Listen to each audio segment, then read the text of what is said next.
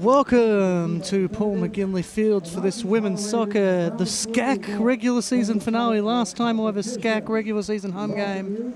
Last regular season home game for SCAC for Trinity.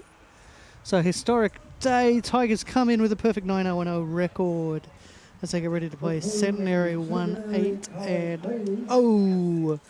Run you through the lineup. Trinity Tigers clinched the regular season title on Friday. They name an unchanged lineup, though, from Friday's game. Lewis, Cesar, Schneider, Hartnett, Werner, Harris, Williard, Richards, Campbell, Bargansky, and Bosco.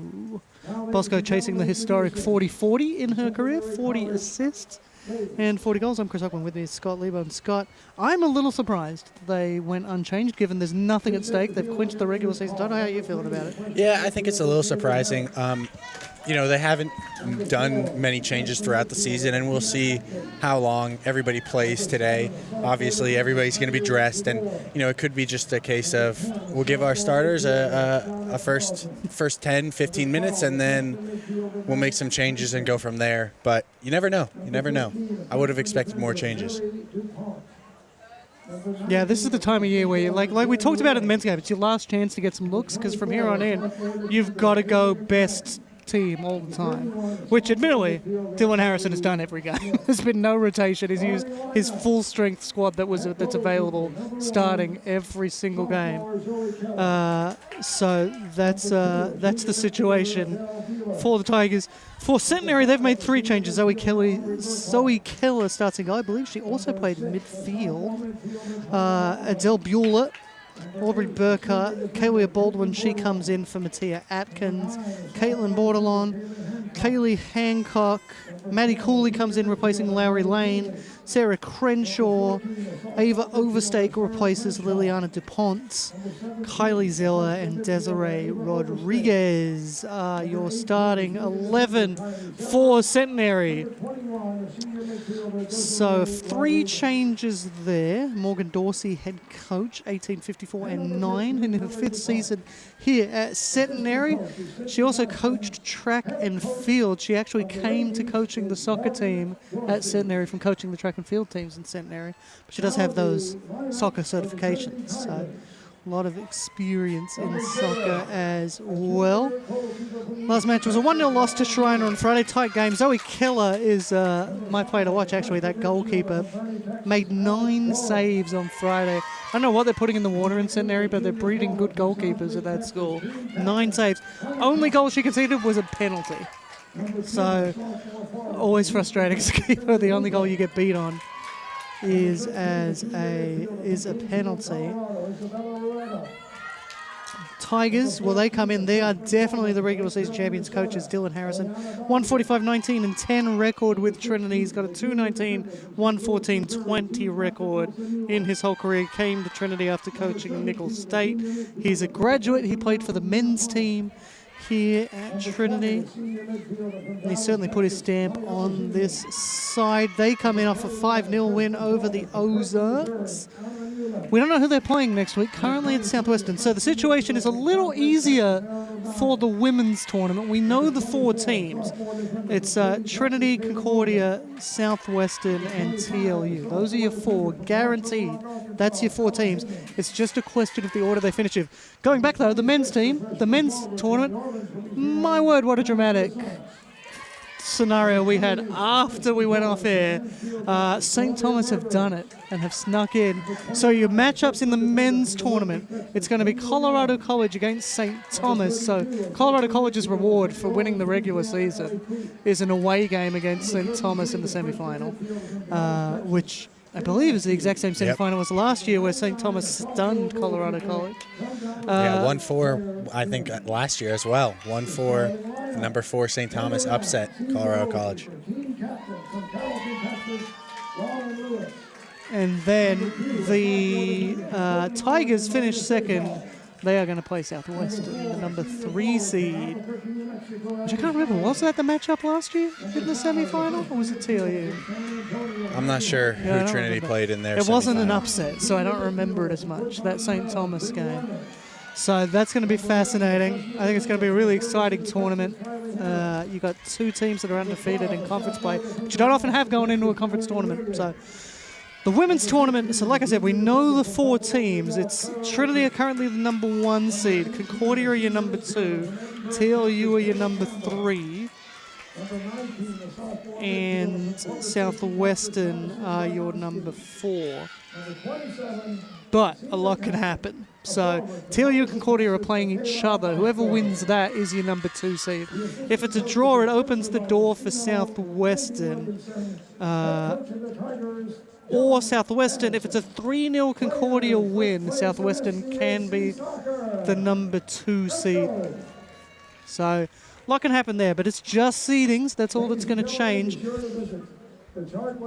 So unfortunately, the NCAA didn't do a stats update on Saturday when I was going through, so I don't know if Lauren Lewis has jumped above 4th in the individual shutout count, but she's up to 11 now, so she could even be the number 1. We don't know. Trinity did start the weekend 2nd in shutout percentage.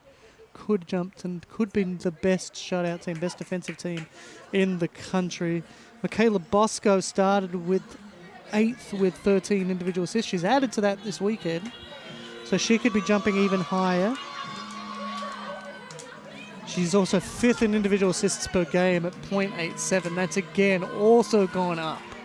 We just don't know because NCAA doesn't update the rankings, so we'll find out. But Trinity definitely number 1 seed for the tournament. No doubt they are the regular season champions and the number 1 seed. Guaranteed. Only loss came against a nationally number 5 ranked team. So it's been a great season for both Tigers teams. I think they should be really proud of their regular season. The real stuff about to really get underway next week.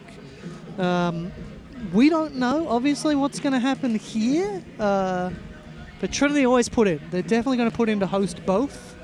And then we'll let NCAA decide if we're back. We are expecting to be back with you at some point. For at least 2 more rounds. Yeah. It'll be 3 games because we'll also air the non-Trinity game. That's true. For Tiger at least 3 Network. games, 2 rounds. We're expecting potentially at least could be 6 at games. least 2 rounds. Could be 8. Could have the quarterfinal here too. Oh, could go as far as the quarterfinal. I would love that. Look, Trinity men were ranked 6th by Massey. They were 13th on the NPI. A lot of that is going to change because a lot of those teams that are higher up are in the same conference, and so, including Colorado College. Colorado College is 4. If Trinity win, it's conceivable that Trinity ends up in the top 4. Yeah.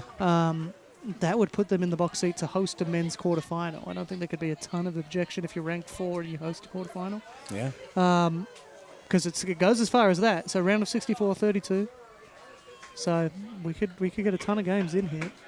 We'll see what happens. Not to mention we could host both. It's theoretically possible. Now the men and or the women play here. Women have priority. So if Trinity women get a hosting spot and NCAA doesn't want both here, it will be the women because they hold priority.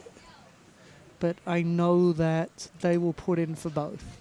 Guaranteed that the Tigers will put in to host both tournaments. They always do. And we'll just see what happens. But they've got to get there first, and that's not... I think the men are probably pretty assured of an at-large berth unless something goes horribly wrong in the semi-final. The women, though, I think really do need to win the tournament. That's it.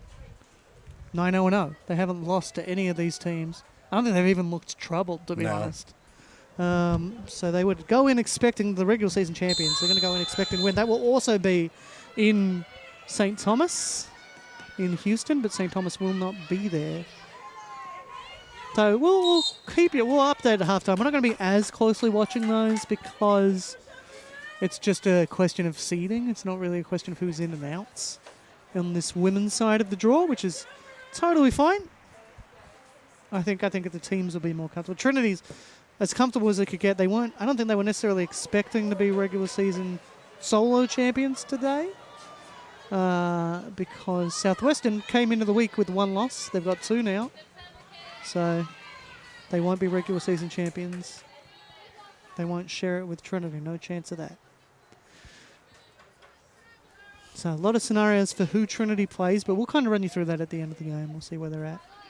Definitely the number 1 seed. That's the only thing that we know for sure is that Trinity is the number 1 seed. And it's been a minute, so it's already been longer than we had to wait for a goal on Friday. Which was, of course, 43 seconds for Abby Schneider. We've had some quick goals from the Trinity women so far this year. Yeah, they get started quick and then score some goals in the first 5 minutes pretty consistently. They've been very consistent. I think consistent's really a watchword for this Trinity team this year. Consistent lineups, consistent play, consistent results. Centenary going for it. Got a big opportunity here for Centenary. Right idea, just taken away by the Tigers. It was a good run there from Kylie Zeller. It's a good start from Centenary, though. Yeah, phenomenal start. Centenary in the maroon. They're going to go from left to right on your screen in the first half. Trinity in the white going from right to left. Wind has died down a bit for the second half. The humidity, though, is pretty oppressive. Yeah, and the sun's out now. Sun's out now. It was only, I think, 75, but the feels like it's going to be much higher than that. It's very humid. We had that rain to start the second half of the men's game. And by to start the second half, I mean like 3 seconds into the second half. But the track is definitely heavier than it was on Friday. There was a lot of rain yesterday, a little bit of rain today. I think we're forecast for rain next week, but that won't matter. They're all playing in Houston. Of course, a new conference home next year, so new scenarios for the conference playoffs. I'm not sure how they work. Was it SAA? Not sure how they do that. Oh, great ball. Good ball over the top. Barganski's there. Call from the bench is she was offside. I'm not sure she was. We'll get a look. I think it was a good run. How's it go? It's going to run out for a goal kick. I think just a little too tall for Barganski at the back post. Could have snuck in from Bosco, but I think she's looking for Barganski. Yeah, I think it was a cross. Trying to find Maddie Barganski. She's only 5'3", so she does have a good jump on her, though. Surprisingly, reminds me a lot of like Tim Cahill. Not a very tall player, but had a good leap. Had a really good jump on him.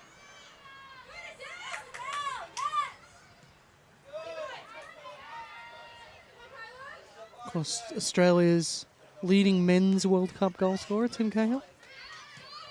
For a while, he was Australia's only World Cup goal scorer. For about 80 minutes, and then John Aloisi scored a third against Japan. Cleared away. Tigers playing forward. There's Schneider. Scored a brace in the first 5 minutes on Friday. Good ball from Richards.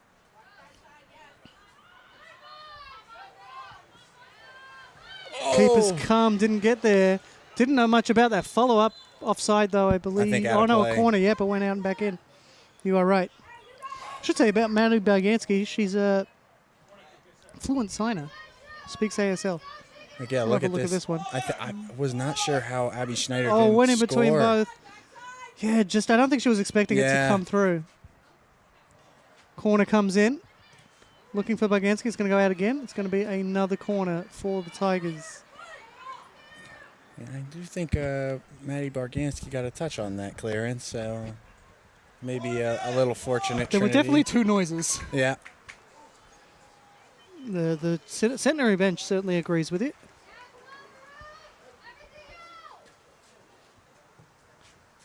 Swung in. It's going to go hit the post. Well, we talked about Olympicos in the men's game. That wasn't one. No. What do they say? Ball don't lie. Ball don't lie. Ball don't lie. Yeah, that was just Trinity being like, you know what, that was. I've seen that happen, actually. A team was like, no, it wasn't, and they've just passed it out of play on the corner. If it's a particularly bad one, I think that's a... Yeah, this one was like a sort of 50-50 call, honestly. Barganski gets stuck in, goes out for a throw. She knew it was going to run out, so she didn't really waste energy chasing that one. Throw in for the ladies. Of course, Centenary, the ladies and the gents.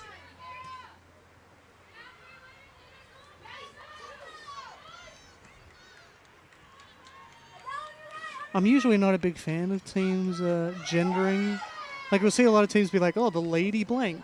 Yeah. Like, the Lady Tigers. And I'm like, tigers are also female. It's fine. This one, obviously, the men's team is gendered, so the women's team has to be gendered. Cool with it. I think it's interesting. The ladies and the gents. I don't know what their mascot is. I don't know what do you put? What do you make as a costume for that? I don't know. It's certainly like It's definitely not a scary mascot. I don't know, the crippling horribleness that is human existence isn't terrifying enough. Wow. Just got deep. What a touch. Look, it's been election season. I think we're all feeling a little bit over it.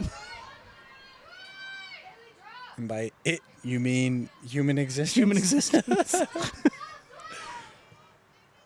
Oh, great ball. Oh, just couldn't get there. It was a beautiful ball. You're exactly right. Yeah, it being, you haven't watched enough Werner Herzog movies in your time. I feel like Werner Herzog's most famous thing, though, was playing the dude in The Mandalorian. Oh, okay. Because I would like to see the baby. Talking about Grogu. When he spoke for the entire nation. That was Werner Herzog. Paul F. Tompkins does a very good Werner Herzog impression doing a review of Trader Joe's in LA. It's fantastic. So Tigers. Good find there. I'm trying to think of the scariest mascot now. Good efforts. Good shot, but also was there to potentially for a follow-up. Baganski was running onto it. Yeah, I really like that spell of play from Trinity there. Just some small little details that they got right in the build-up that really created an opportunity between the pass to Bosco and Bosco's touches. Very well done. Yeah, we're having a look here. Open up space. Oh, it's a good, shepherding run, too. It's really unsights the keeper. Yeah, Goes I just out. don't think she wraps around it enough. Yeah, and then the challenge is it's both not enough and then too much, because it was too much for Baganski to get onto. Well, what do you think is an intimidating mascot? I mean, a tiger, obviously. You don't want to meet a tiger in a dark alley. I don't know. Because I feel like some of the more intimidating mascots feel kind of lame now just because they're overused. Yeah, we have the Tigers playing the Tigers potentially in the SCAC tournament. I don't know. Most scary mascot. Or do you have a favorite mascot? It doesn't have to be scary. Favorite? That isn't the Tigers. We're going to rule out the Tigers. A question I haven't thought about. Favorite mascot of a team you don't support. How about that for a I'm thinking. question? Because I have one. I really like the. Feels like a basic answer, but I was unsighted by this question and not prepared. But I feel like the Buccaneers. Is it not the Pirates, but the Buccaneers? Specifically the Buccaneers. Yeah.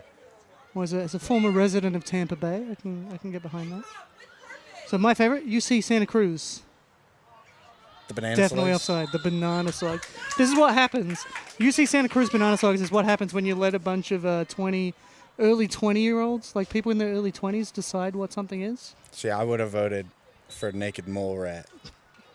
That's my secret favorite animal. UC Santa Cruz, it was voted by the student population. They went with the banana slugs. UTSA's the Roadrunners. They had a choice. Yeah, that's a cool one. I like that. They could choose a couple of. There was a poll for students, but instead of doing like they UC Santa options, Cruz, yeah. you had to choose between two. It was the Roadrunners or the Armadillos. Meep. Yeah, but that's copyright, so you can't. They can't make that their official slogan. I see. I kind of like UAW being the Cardinals, just while we're talking about schools around us, because it's a Catholic school, so I find that really funny. Okay, yeah, that's it. It's not as on the nose as if you called them like the popes, but it's still enough on the nose that it's clever. I feel like it's a little bit more clever. Yeah, it's clever. I really like it. Because it's an animal, too. Like, if you're the popes, it's an obvious reference. Cardinals is more subtle. Yeah, I think it's a really clever name.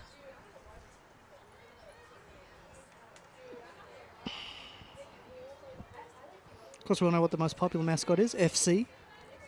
It's the most popular mascot in the world.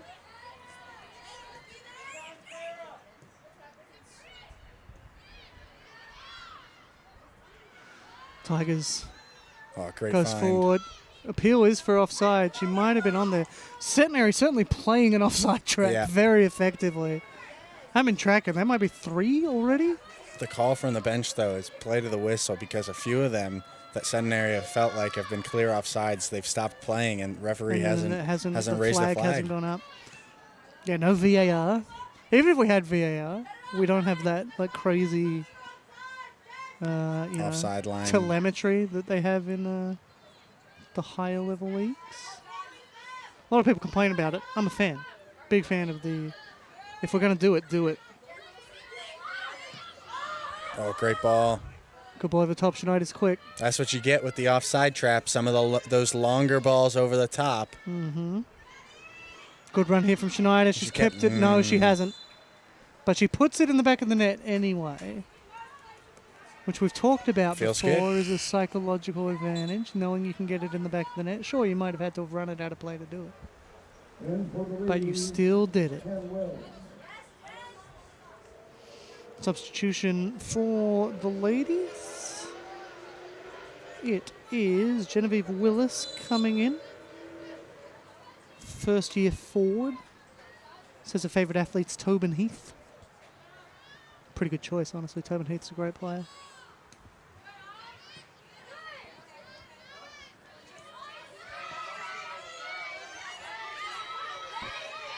Bugansky. Flicked over the top. Good run here. Good chance. Williard looks to the flick back. Keeper comes and gets there. Offside flag had gone anyway. It's going to be a theme, I think.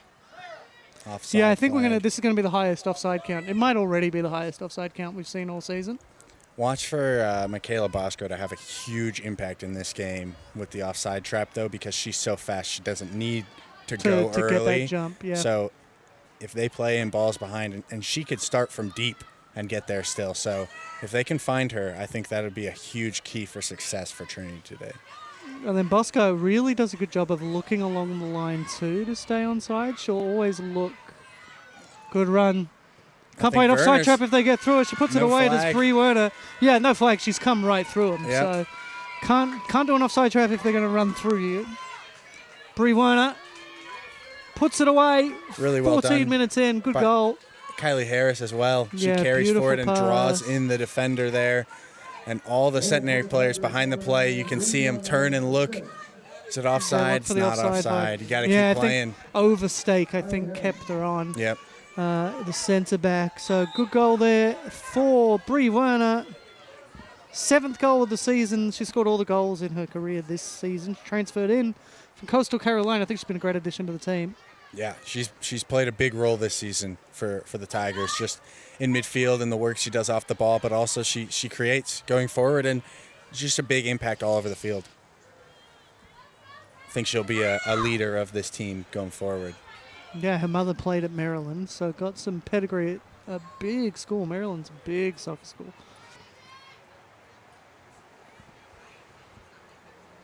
And she was a top 5 national goal scorer in high school, so it's no surprise that she's been scoring here. Mia transferred out of Coastal Carolina. Which is D1. Yeah, I think, Trinity this year, I feel like more than other years, have really, in both teams, have used transfers really well, because they're bringing in players with experience that aren't seniors, so they've got juniors coming in. And so you get that experience of a junior without... Yeah, and I also think they're bringing them in positions of need, where players will actually get in and get minutes. Bench calling again there for offside. That wasn't called. It's going to be a consistency. You play the offside line. There's going to be tight ones that a referee's going to make a decision, and sometimes they're going to get it right, sometimes they're going to get it wrong. It's just human nature. So you got to keep playing. Yeah, I think it's nice to see them stick with it. A lot of teams can play an offside trap and then concede and be like, all right, well, we messed up. Better stop playing that offside trap. Not Centenary. They're still going for it, and I like that. I like they're sticking to it. I mean, you know, maybe if you can see 2 or 3, that's where you can start going, okay, maybe this offside trap thing ain't working. But too often I see coaches concede 1 and then just completely give up their identity. So it's good to see that they're not doing that. That stat is from the men's game, so ignore that. Goes out for a throw. Wow, what a start for Trinity. If you were wondering, 35 shots. shots. That's the men's shot stat for their full game. Not, but it was another good goalkeeper performance in that game. I thought Werner could have had a shot there. So Maybe did it's had far out. Yeah. Bosco's going to get it back on the ball.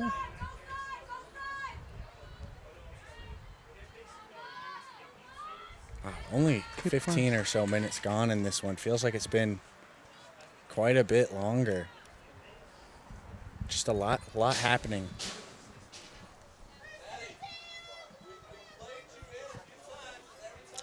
So ball goes along. Back with the Tigers. Well, momentarily at least. Goes out for a throw. Got a couple of folks there having a picnic under the tree. Like it. Not the best day for a picnic, though, with the rain around. But, you know. Of course, end of daylight savings. You've got to get it in. It's going to be dark in a few hours. Cesar. Switches it for Williard. Good footwork. Yeah, beat the challenge there. Looking for Bosco. Good header from the ladies. Werner getting stuck in. Bosco. Werner lays it off. Back for Cesar. Cesar goes over the top. Oh, it's a great ball. Can Barganski beat the keeper there? No. Richards and Barganski wanted it. Neither of them. Just a little bit too far ahead of both of them. Yeah, keeper came off the line well, too. It's got to be said.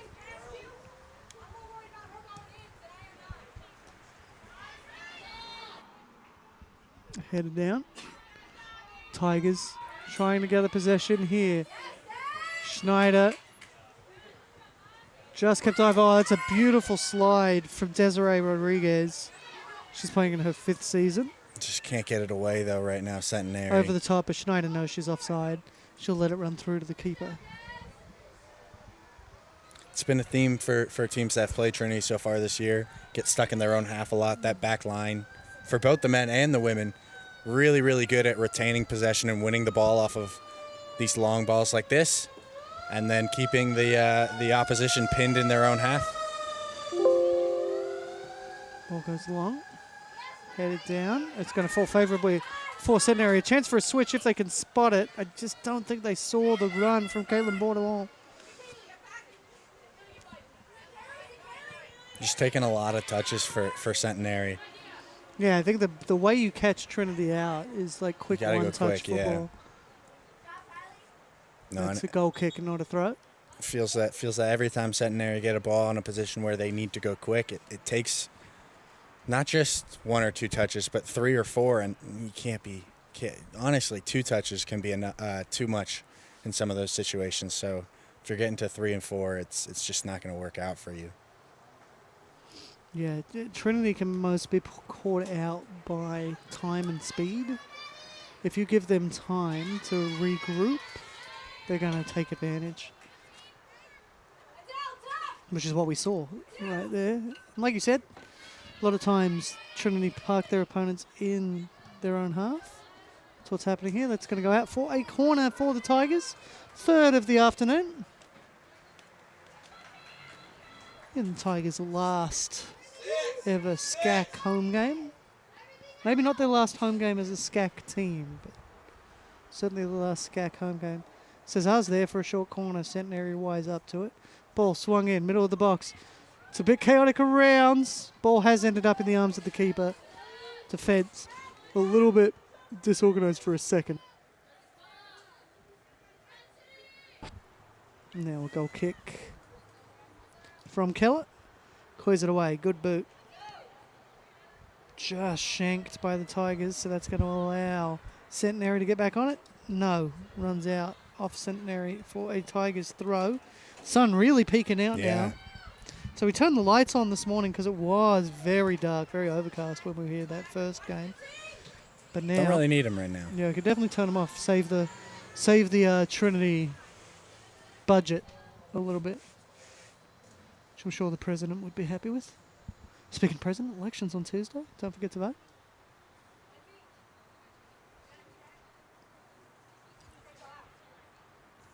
Thrown down the line, headed forward. Blocked by the Tigers. That should be a Centenary throw. It is.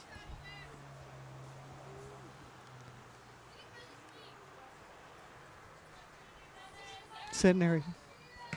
Play it back in. It's with Rodriguez.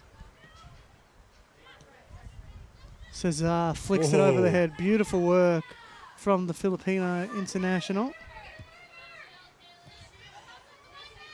Barganski keeps it in. Looks for options. Had Williard back. Swung it into the middle of the box. Cleared away by Centenary. As it comes out for Harris. Richards getting stuck in. But it's with Centenary again. Crenshaw plays it through. Plays it forward. Good cover by Hartnett there. Hartnett, yeah, gathers it in well. Been a good addition to the side, has Maggie Hartnett. Goes forward. Schneider in the contest. It's cleared away by Centenary. Back for Harris. Harris on the run. Plays it forward. Big run here from Schneider to try and keep it alive. It's going to run out and be a throw. It'll be a throw, though. It's the better option.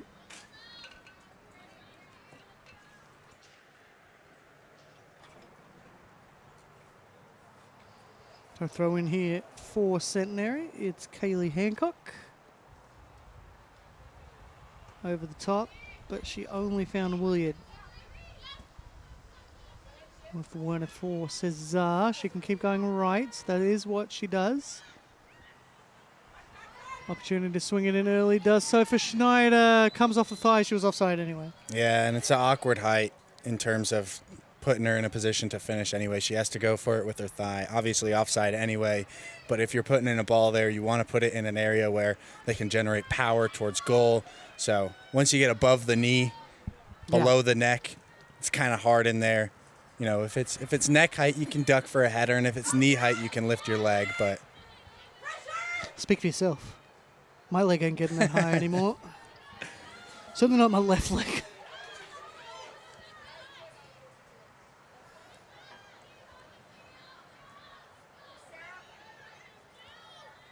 Hartnett goes back for Lewis.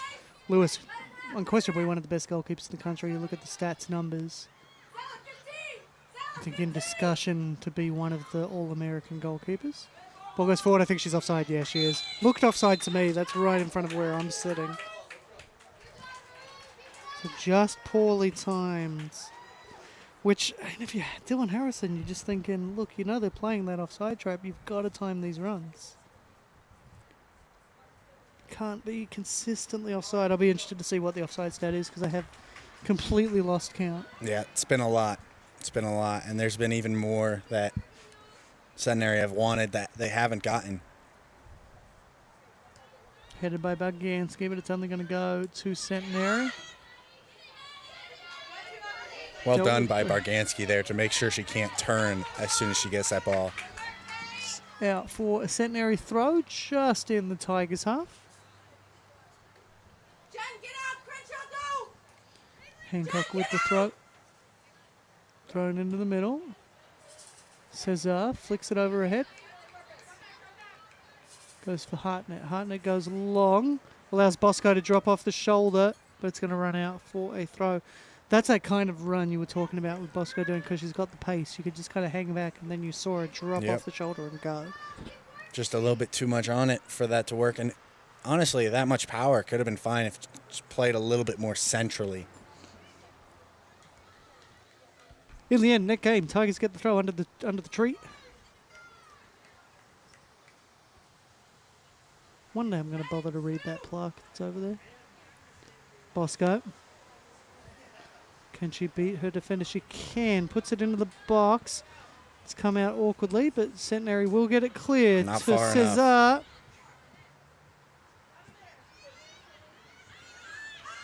Somebody's got to have a hit from here. Oh, great footwork. How's it go? What an important Barganski. deflection. It is a corner.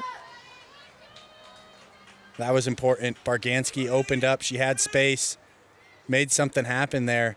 Just the deftest of touches. Keeps him just one goal behind. Good short corner from Trinity. And they'll get another.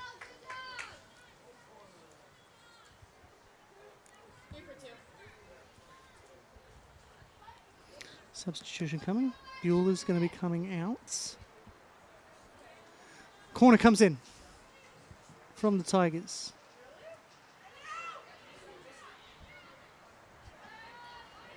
Cesar flicked it in again. Keeper comes. Getting in close to the keeper, though. So it's going to be a clearance from Zoe Keller. That's Kaylee Harris getting ready to come in. Well brought down by Cesar there. I think something she does really well is that first control. Yep. So another throw for the Tigers. Now 18 to go here in the half. 1-0. Tigers over the ladies. Oh, great tackle by Campbell. Just couldn't keep it in play. That would have been big. And so here comes that sub. Kaylee Harris comes in.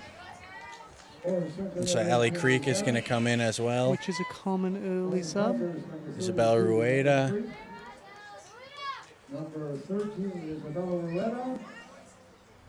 Kate Askew. Kate Askew as well. Balgobin. Richard, Cesar, Werner, and Schneider make way. Yeah, I think Schneider's an unsurprising one. She's had trouble with the offside trap, so perhaps. And with the situation with the game being what it is, it's already done. Let's give some other players a longer run. Wouldn't be surprised if we don't see those players back, honestly, in the second half. So I'm interested to see Balgobin. I think her style is actually going to suit the way Centenary plays. I think breaking an offside trap is exactly the kind of thing she's suited for. Swung in for Balgobin. Oh! I think she all the way left through. it, actually.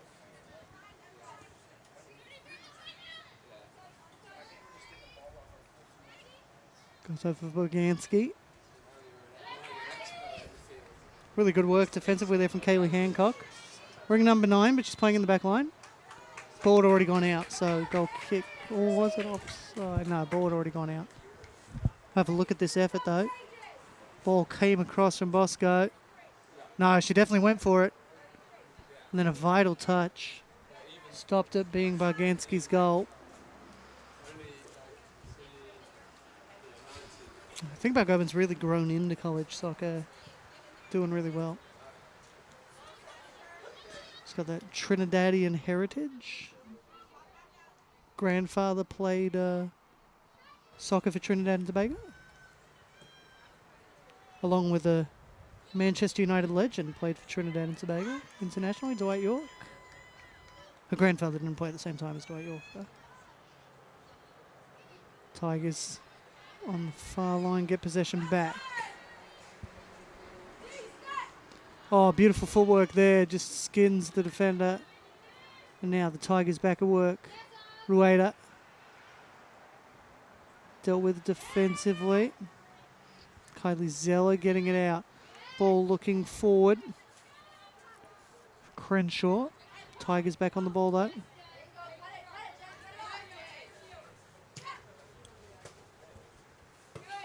Cleared away by the ladies. It stays in. It's going to be Harris picking it up. Goes back to Lewis.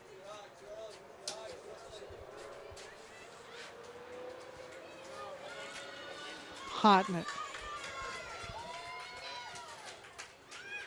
Hartnett playing it forward. Rueda. Through ball, looking for Balgobin. just beats it to the goalkeeper's arms. In the final 15 minutes of this one, of this half, I should say. Trinity 1, Centenary 0.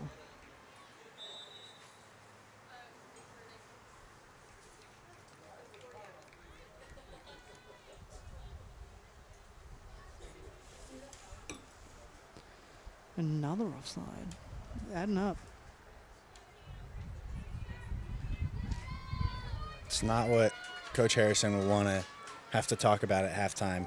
Yeah, look, I mean, you know, I get that Centenary are playing a good offside trap, but they've been doing it for half an hour now. At some point, it's your fault for getting caught by it over and over again. Like, yes, it's a good offside trap and all of that, but you have to respond as a player. Khan coming on. And number 25, Salah Haven. And Sailor Havens coming on as well.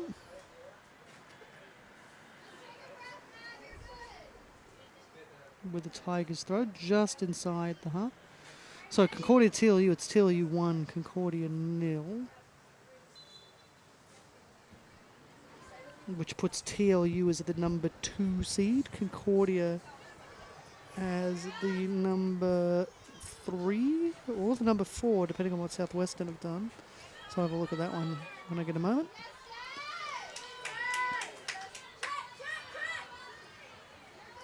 Final score in the last men's game of the season, Colorado College clinched the number 1 seed with a 6-0 win over Dallas. They just had to not allow 3 goals to All they clinch had to do was, not allow win, 3. win, and not allow 3. That's all they needed to do for that 1 seed. They well and truly did that.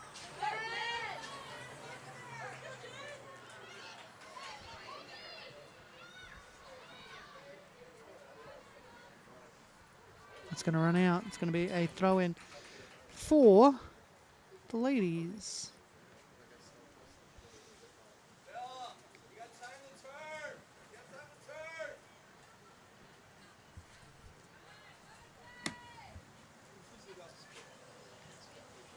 Good tackle there from Rueda.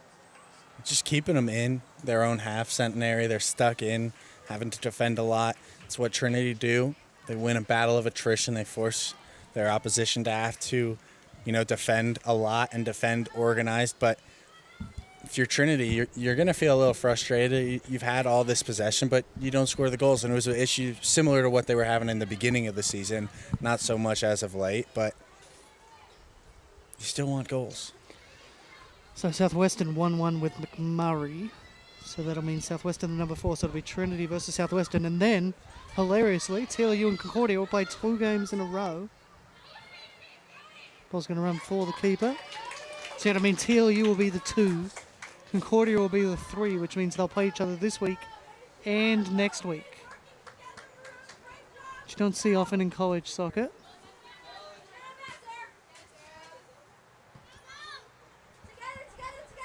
You often don't play the same team twice in a season, let alone twice in 2 weeks. Balgovan comes back for Askew.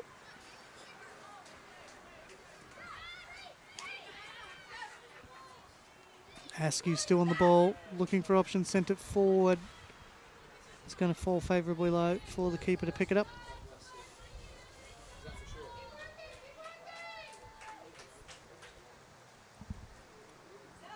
So now, cleared away. So we're about to enter the final 10 minutes of the half here.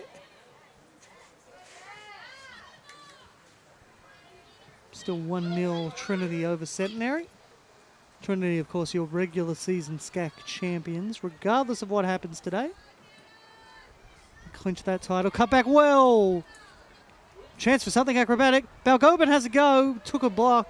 Vital block. Slowed it down a lot. Allows the keeper to save players down. Wouldn't be surprised to see the referee blow this up here. They are going to blow it up. Hasn't stopped the clock, though.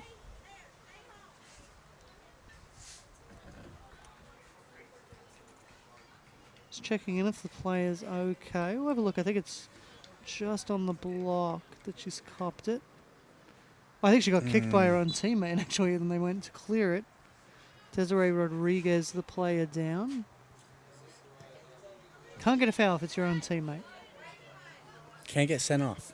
Can get sent off. We've talked about this. Famous Newcastle United incident. Lee Bowyer punched his own teammate in the middle of the game. Just don't see much benefit in that, but. Oh, I thought it was in. agonizingly wide. I mean, the way the net The bulged net rippled. Oh my word. That was so close. made me think. From Hannah Khan, what an immediate impact from her. We're going to look at it. She's definitely on, no question. She's behind the ball. Turns around. It's so close. She's just a little bit too near that side. I think she'd want that ball a few steps further central.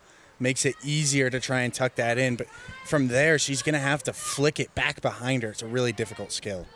She almost pulls it off. So close.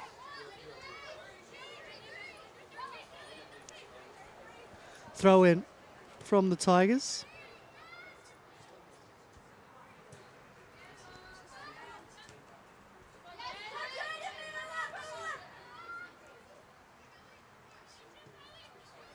Goes forward. Oh, well picked off. Good presence. Good game reading from Kylie Zeller there. But comes all the way back for the keeper. It's looked a little less clean out of the back from Trinity today, and there's another instance example of of it. They've been really consistent out there in that back four, and Lewis as well, but today is a little sloppy. It's not the way you want to finish your regular season, but if it's going to happen in any game, you might as well have it happen today. Yeah, this is probably the most meaningless game of the season for either side. Khan has a go from distance, just didn't get enough power behind it. Goes to the keeper. I see Caitlin Bordelon calling for a sub. She walks over to the bench. Just going to be Liliana Dupont coming on for Bordelon. Call from the Centenary bench. Don't let Hannah Khan get it. Don't let her shoot the ball. That's it. Yeah, Hannah Khan doesn't normally issue a tame shot like that, so get away with one. Good effort from Balgobin in not a lot of space to keep that alive. Rueda puts the switch on. Now a chance to maybe swing this in. Looks like they might have abandoned the offside trap. Comes in too close to the keeper. Perhaps looking for Balgobin. Keeper will go down. Yeah, I'm not sure what happened with Bordelon. She is looking like... She did signal the bench that she wants to come off. She's definitely looking over. It's not fair. Like, I just think something's on. There's a niggle or something, and she's getting a little weary of still being out there on it. She's that number 8 there. You can see her just a little slow because of this injury, but the ball hasn't gone out in a way that they can make the change. So it's one of those things. But Kylie Harris might have a shot. Oh, look at she that. does. Oh, my. Oh. Just wide. You called it, though. So we're coming, but now they can make that change. So Bordelon can get off like she needs to. She's going to go as quickly as she can without pushing it. What a chance. Harris has a powerful shot. Yeah, that was a great chance. Just a little wayward. So hopefully everything's okay for Bordelon. She did signal to the bench that she needed to come off. Senior defender out of Shreveport. It goes on, but it falls for Khan. It's exactly who they didn't want to get the ball. She has to go. A lot of backspin on that one, but it goes wide. She's going to keep shooting. She's going to keep shooting. If they give her the space, she'll have a go. Also coming on, Shauna Carlton, sophomore midfielder. Majoring in pre-dentistry, which reminds me of a movie you watch this time of year, Little Shop of Horrors. I'll spare you singing the song about being a dentist. A lot of good songs in that one, though. Oh, it's gone through. This is a good chance here. The fresh legs. Well defended by Harris. And she might go Hannah Khan's with further. her. Goes forward, looking for Balgobin, who I'm pretty sure is onside. I think she was kept onside. Keeps it in too. Good work from Balgobin. Oh, beautiful cut inside. Swung into the box. 3 players running onto it. Just couldn't control it and get it away. It's going to run out for a Centenary throw, but that was great work from Balgobin. Played it forward, cut inside her defender, and then cut it back. Just didn't get the support needed. Thrown in. Controlled. Tigers just looking to build something here. Switch is Back for on. Creek. Switch is indeed on. Oh, another beautiful bit of footwork. Opens up some space. Rueda has a go, a little off balance. Just off balance. So it goes wide.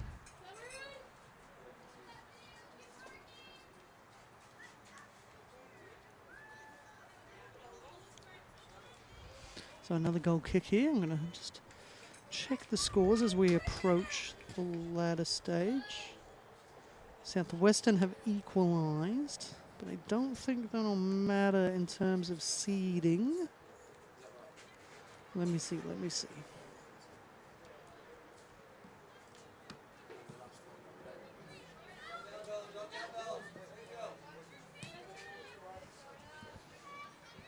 Yeah, it'll keep Southwestern will stay in the number 4 seed anyway with the equaliser. They have to win to improve where they're at.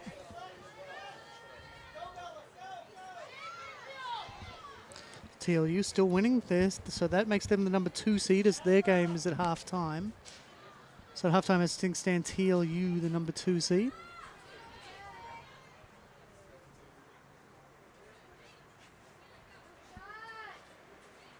Call from the bench is no shot. That is indeed what happens. Physical stuff there. Harrison wanted a foul. I thought it was all pretty fair, to be honest. Just a good, honest contest for the ball. Blocked out. Tigers back on at 2.5 to play here in the first half. Creek sent forward. Find. Yeah, offside though by a long way. It was a nice little slide rule pass. She's just, again, the offside trap. It's hard. Yeah, they all pulled up as a unit, and that played her off. So TLU's 1-0 up. They'll be the number 2 seed. Southwestern and McMurray is 1-1. And so that'll mean that Concordia stays the number 3, and Southwestern is the number 4.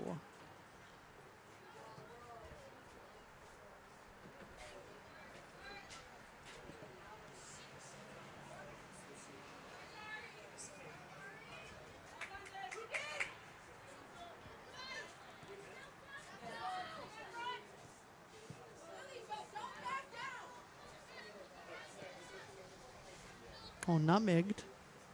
It's nearly a chance to do it 2 in 1 run.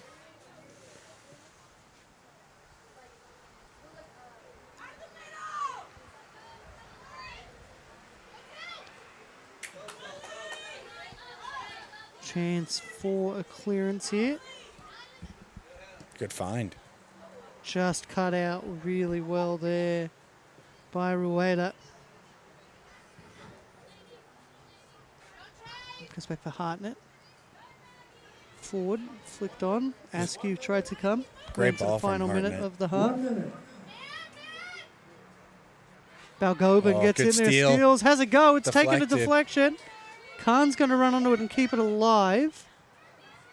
Across the face, keeper spills it. Balgobin reacted quickly, but just not as quick as the keeper had reacted. And so, keeper keeps it 1-0 at half time, presumably.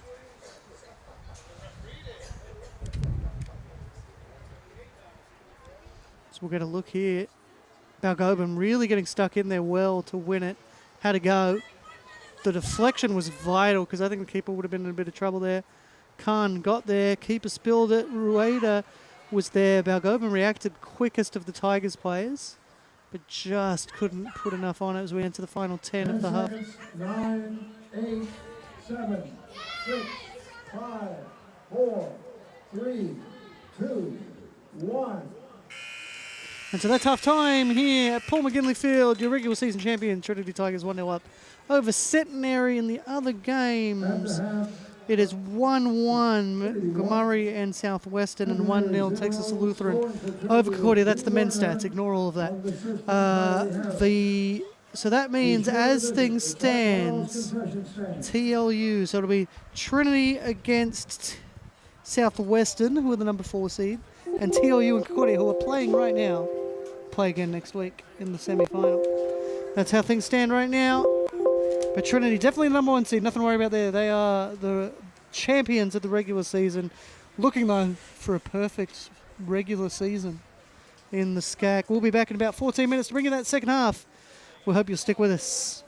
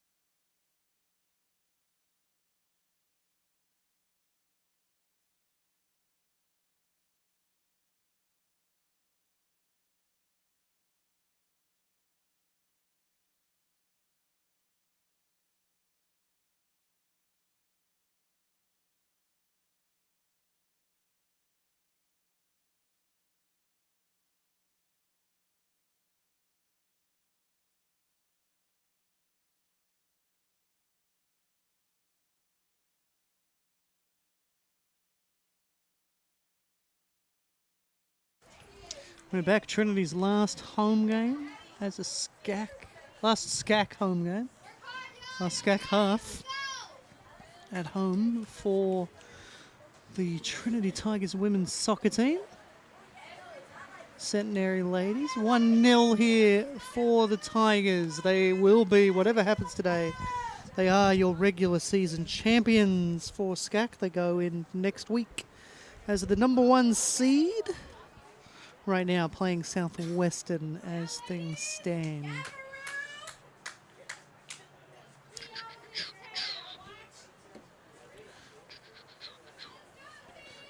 Just double checking all those stats here on the other game. 7 offsides in the first half for Trinity, which is exactly what it felt like. A lot of offsides. I think that's more offsides than they've had in any complete game this season. So, big deal there. So, yeah, TLU still 1-0 up on Concordia. So that'll put TLU as the number 2 seed. Southwestern 1-1 with McMurray. And so that puts the scenario as TLU is your number 2 seed, Concordia is your number 3, Southwestern's your number 4. So it'll be the Tigers against the Pirates next week. TLU and Concordia will do it all over again.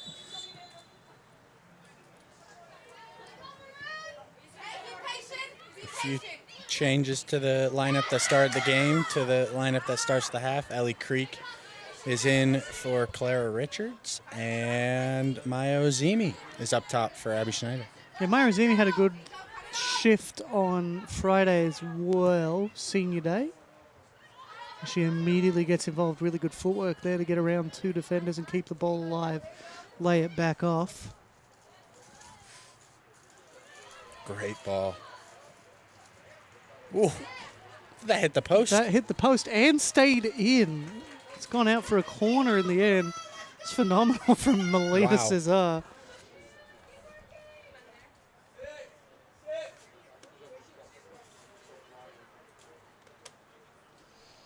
Trinity and Southwestern didn't play that long ago either. Myrazimi went off the shoulder. It ended up falling though for Harris, whose header came off the back of Ozimi, I think, in the end. Just a little too tall for Ozimi in the end. So it goes out for a goal kick for Centenary. Yeah, I wouldn't be surprised to see those players that didn't come back out to start the second half be done for the day, potentially. Could be. There's literally nothing on the line for either side in this one. So, was a fascinating goal kick. Not what I would do, but... Well, quote the coaching staff for Centenary. What in the world? Yeah, it was interesting. I think that she thought she was back there to receive it. She was actually tying up a shoe. But yeah, rule number 1 of clearing a goal kick because the goalkeeper is don't clear it even across the face of goal. That one went towards goal. So switching it out now. Ooh. As I touch too many things on the screen on my laptop and it freaks out. So Rodriguez is taking the goal kick there. Creek laid it off for Campbell. Ozimi just over the head. A few Trinity players all going for that loose ball, but it stays with them. Ozimi, you can't let Ozimi turn, but it's a good layoff. Shot comes from Werner, it's blocked. Appeals for a handball. Shot goes wide. It's gone out for a Definitely goal kick. Appeals for a handball. It definitely hit an arm. There's questions about it. Dylan Harrison having a long chat with the fourth about it. He felt the arms were well away from the body. Not given. Certainly don't have an issue with playing it on there, because if it's a goal, the worst feeling as a referee is when you call a penalty and the ball hits the back of the net off a shot anyway. You ever done that? No, I was a good referee. It never happened. I've never seen it happen. So I think I AR'd a game where it happened, but it was like a preseason game, so nobody really cared. We just had a laugh about it. I think the funniest / worst thing I saw on the field was a player launched a shot right into a referee's face. Oh. I was the AR on that one. Beautiful cutback from Bosco. Cut in. Ozimi's there. How's it go? Ball was raising as she hit it. Goes out. Just gets under it too much. Doesn't sit the way she wants it to. She wants to strike through it. Instead, she's striking under it. And like you said, it's because it's rising. She just wants to hit it a second earlier when it's a second lower. And so they'll switch the side they're taking the goal kick from. It's a common time-wasting thing. Goalkeepers do. Not that I ever would have done that. Why not? Because we were already losing. Why were you losing? Because I'm a bad goalkeeper. It's funny. I know what I need to say to get you to make fun of yourself. It's so easy. Bosco. Strict. No one else can make fun of me when I do it myself. That's true. That's true. Goes away for a throw. Look, if I was very good, would not be here. Let's.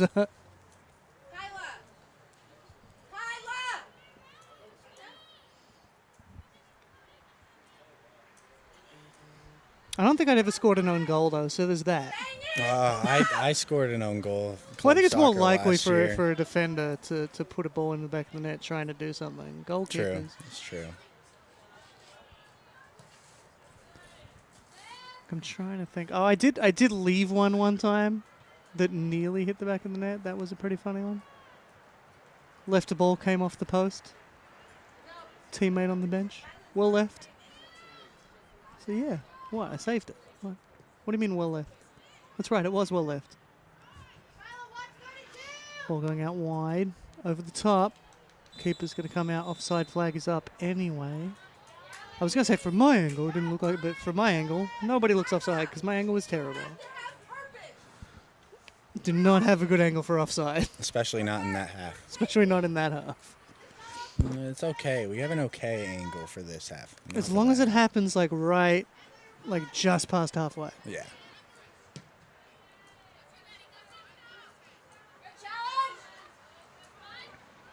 Good ball for Cesar, making a run up the right. Bosco. Harrison wants a foul. I don't know about that. Goes out for a throw though. Net gain for the Tigers. One day it's going to get chilly here. Maybe for NCAA first round. That's usually when it's cold. I'm just looking forward to it. Well, that's your natural weather. Yep. Shot comes. Just kind of slowed up and curled away. So saved by the keeper. So you were saying on Friday you've played in some pretty atrocious weather. The concussion that messed with me and ended up being a huge part of the reason why I left the Trinity team came in a snowstorm, and that's actually why I got concussed, because the ball was a white ball, got lost up in the goalkeeper punts it. I need to head it out of the air, lose it in the sky. It's a hard ball, and it right on the top of my head. Right on the top of my head. And cold weather always makes those hits worse too, like just sting a lot more. Yep. I did not black out, but my vision started like pulsating. Black C. Oh, shot comes! Oh. Good save, really good save. Got across Had to well get to that. down as her well. movement is what makes that save Yep. happen. She's on her feet, she's on her toes, she moves across well. Really great save, gets down well. Yeah, concussion, serious business. Very. We saw JC Rule with a bit of a shiner. Yeah. Been playing this whole weekend with it. Picked it up against Colorado College. As you do. Nobody's fault. It was just a coming together of heads, really. It was clear that it wasn't anybody's fault. It's just one of those things that happened. Had some stitches in his brow.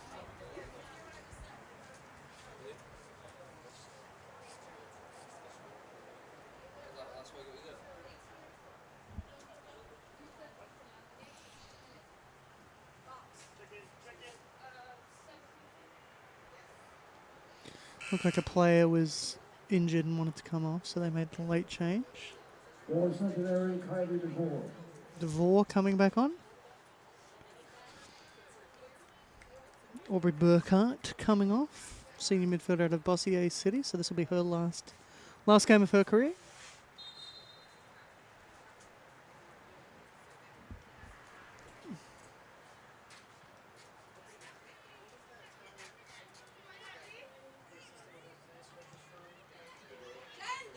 Oh, Good ball forward for Cesar, just out of her reach. Beautiful ball forward. Even Bosco not quick enough for that. that would have been a pretty goal. A pretty goal. Great build-up from Trinity. A lot of different players involved. Yeah, Cesar has 1 goal this season, 2 goals in her career. Has an international goal. Has a goal in the New South Wales National Premier League. National Premier League New South Wales.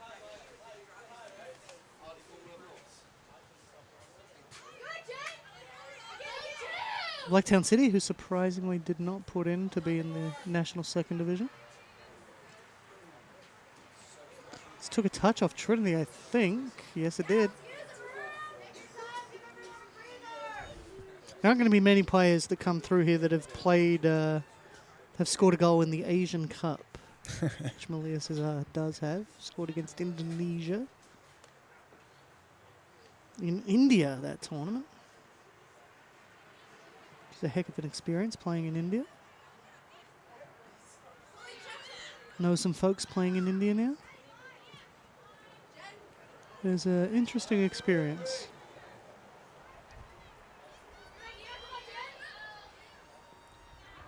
Oh, that was beautiful work on the ball from Hartnett. She's beaten 3 in midfield. And then that's a great find as well. Beautiful ball, finds Bargansky. Good work tackle. Defensively. Yeah, great play from Hartnett. Yeah, Hartnett just skins 3 defenders in midfield. We've seen Kylie Harris go on a few runs, but not so much Hartnett. But showing she's just as able to get forward, find a good pass as well. Hartnett and John Connor Rule play really similar roles for that Trinity side, so you don't see them often with the ball at their feet making a run. They'll often receive a pass, lay it off, just try to sort of pivot that play out.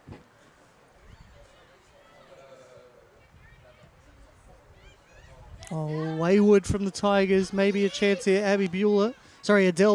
Wow. Good Goes work. to ground. Good hard work from Campbell there. Malia Cesar on the ball.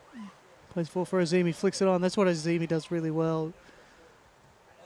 She's a really true number 9, you know? Just lays the ball off. Looks for options. She's really great at that. Then when needed, gets forward, stabs the ball home. Good poacher. I feel like people expect, don't use number 9s like that anymore. Number 9s are expected to be number 10s now. And the number 10 role is disappearing. Going away. Sort of with the transition to sort of 3 up front kind of formations. Or 3 in the middle. 3 attacking midfielders. Number 10 nearly for Azimi. Speaking of a true number 9.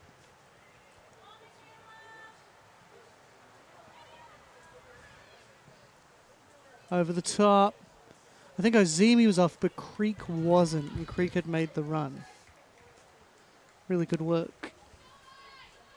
But yeah, football goes through tactical evolutions. You know, you used to play with a Christmas tree. Used to be that you'd put way more players up front.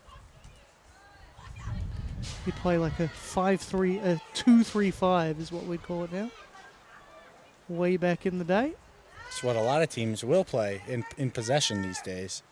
But that's basically, I think that's one of the tactical evolutions of the game recently is that you play two or three different formations depending on what area of the field.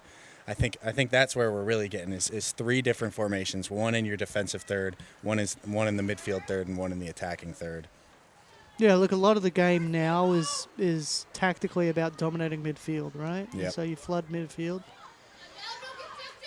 Because that's where you're going to win possession more often. Yeah, well, be able to go on an attack. The question always was like, can you get a formation with 3 different center midfielders on the field at the same time? And that's obviously both of these teams today are playing it. Trinity the men play with 5 center midfielders at times, but at the top league, it's going from, okay, well, can we get 3 center midfielders in there to can we get 4 center midfielders in there? And in possession, you start to tuck in wide players to get into the center of midfield to just add to that. And of course, another thing that's coming up a lot is the strikerless system. You have 0 up front. Made famous by Spain. Spain used to play with 0. Beautiful challenge. Gets all ball, goes out for a throw for the Tigers.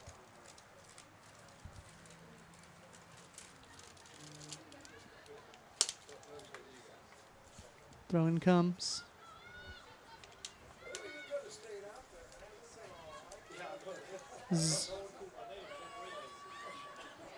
Hartnett looks up. Thought she was going to have a go. She might. Ooh. Just swinging away from goal. Goal kick for Centenary.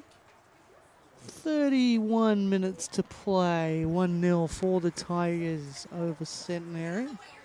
Trinity seemed to feel a bit more comfortable than the 1-0 scoreline would suggest, but they've kept Centenary pinned back. Centenary haven't had many chances, so I guess reason to feel comfortable, but it is just one counterattack. It's all it takes.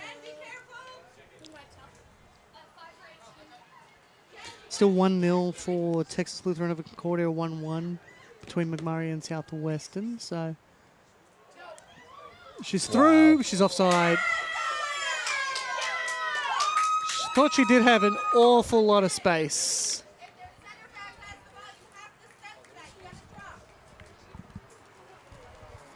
So that's now, what, 8 offsides in the game for Trinity? Haven't been caught offside as much this half. No, the build-ups looked a lot different so far this half. Trying to be a little bit more direct through the middle. I think that's part of the reason Maya Ozimi came into the game. You've talked about how she likes to lay off to players. Ozimi doesn't want to make runs in behind. She wants to plant herself in front of the center backs, get the ball to feet, and lay off to a teammate.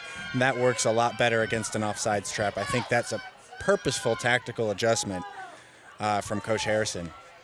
Yeah, you can't be offside if you're behind the ball. Offside again. So 9. Now, I feel that one was a little obvious. Yep. Maybe Bosco should have held on to the ball there. Try to carry at defenders a little bit longer, give Barganski a time to recycle her run, get herself back on side. Just made the run too early, played the ball too late. Which is pretty much what every offside is, really, if you boil it down. It's either a run too early or a ball too late. I think that one was a little of both. Bit of both. Bueller goes down. Bosco to Ozimi. Ozimi playing it through, just kind of went in the middle there.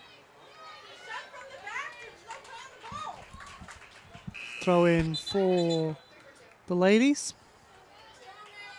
Got Kylie Harris coming back in for Bueller. That was the same sub that happened in the first half. Aubrey Burkhart. We're seeing Aubrey Ball. Adele Bueller. Sorry, Kaylee Harris plays in her glasses. Wears her glasses while she plays. Ambidextrous, both-footed. She's been playing since she was 3 years old. Has Kaylee Harris. Good ball forward. This is a good opportunity for the ladies. Needs some support, which she just does not have. Oh. Crunching challenge. Goes out for a throw for the ladies.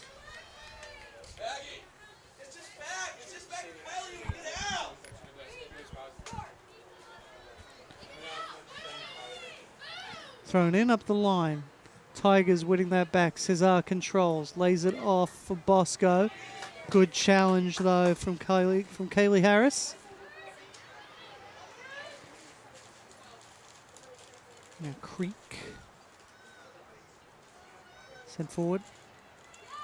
Good work on the ball. Free kick for the Tigers. Haven't been many free kicks in this game. Not many fouls. Hasn't been an overly physical game.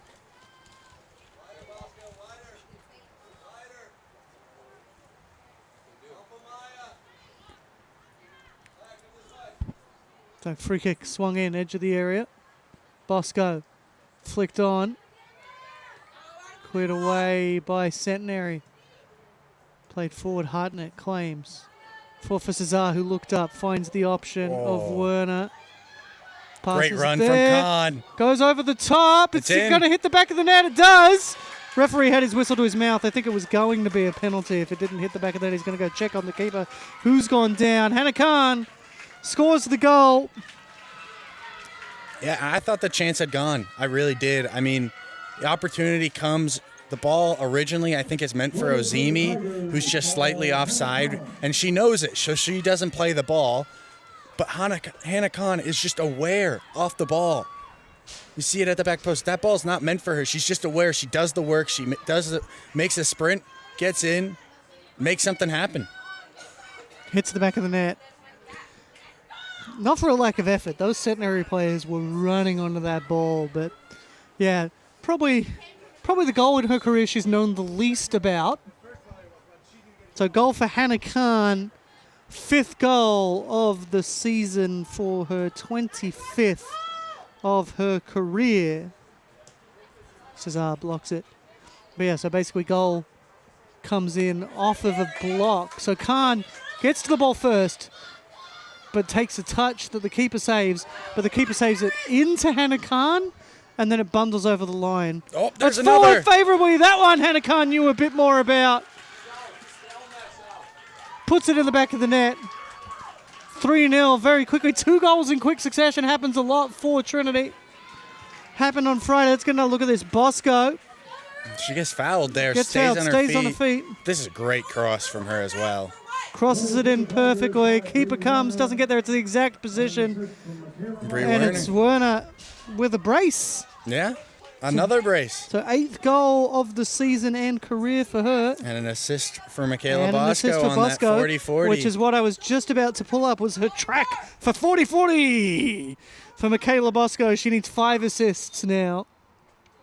In potentially 5 more games is what we're kind of putting a conservative estimate on what Trinity has left. Well, counting this one, though, so 4 more games. That includes, though, as well, needing 4 goals.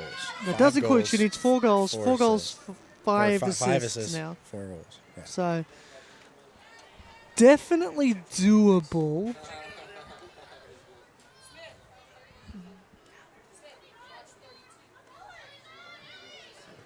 So 3-0 all of a sudden for the Tigers. They were already assured the regular season title today. And the number 1 seed that comes with it. Question is who they're going to play. It's a call from the Centenary bench to a substitute that's about to come in. I really like in terms of a tactical adjustment. Trinity have been doing a really good job using their midfielders to get involved, particularly Ellie Creek, who's playing in that deepest lying defensive midfielder. She's been great in the build-up. The call for a substitution here is mark her, man mark her. Don't let her get the ball. Sometimes that can really help you disrupt build-up play out of the back and really change the game. That's an offside call on Centenary. That's the first time. This is going to be one of the most lopsided offsides I've seen. Did cover a national championship here years ago, D3 final. 0 offsides. Not a single Really? offside in a national championship final. It was definitely Messiah. Messiah definitely won. Just don't remember who they played.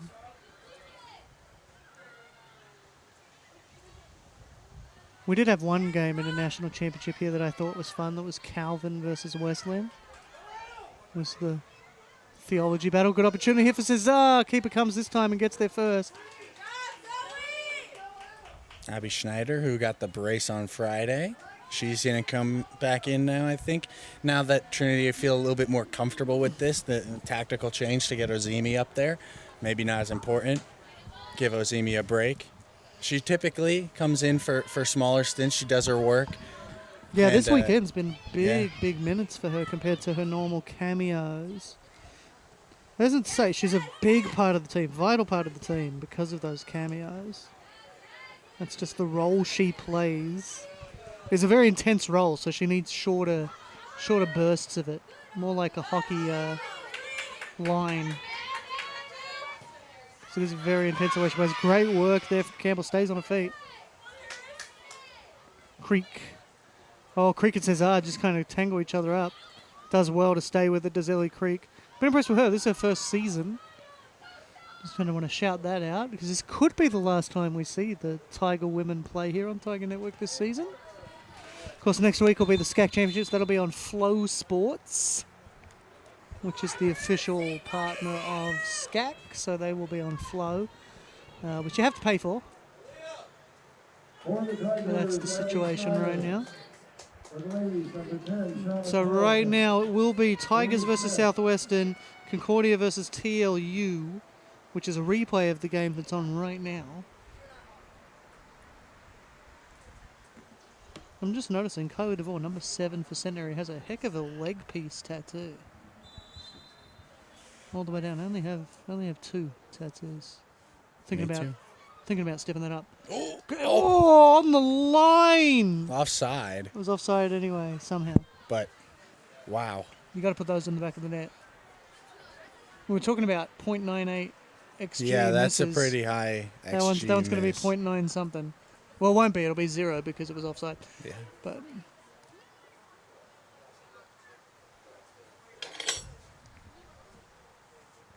so, ball sent back into play.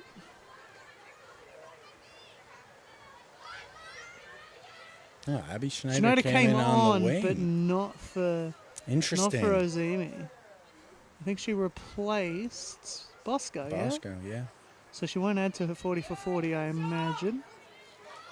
She would be the 41st player to do it. Should be the first since 2009. Really? If she can pull it off. It's not a very common... Think about how many years we've had of D3 women's soccer. 40? Not a common feat. 40 goals, 40 assists. Been plenty of people that have done one of the other. Yep. One of them, but both is a really difficult feat. I think one of those players scored over 100 goals too. One of those 40.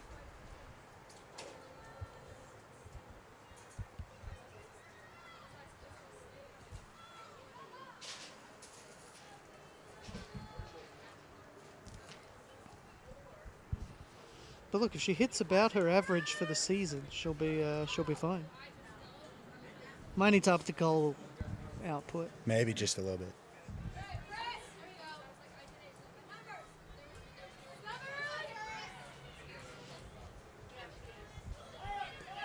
Schneider played forward for Cesar, just couldn't get it out. Yeah, just get stuck under her feet a little bit. Really good recovery that from Marie Smith.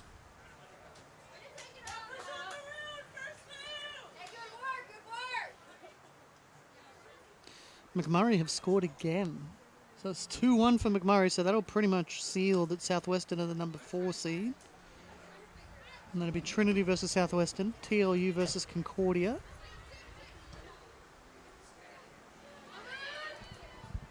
Which is the game right now, so TLU Concordia play each other less than a week. 5 days apart. Play the same team.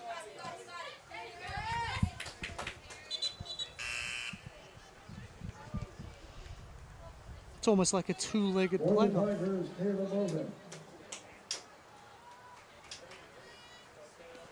I see that happen in MLS. You'll play the same team multiple times in the playoffs in less than a week.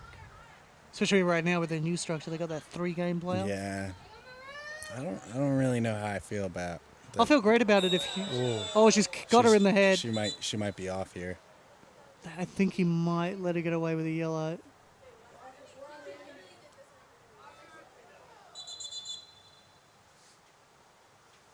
We'll see what he does. I think it's going to be just a yellow. It is. Should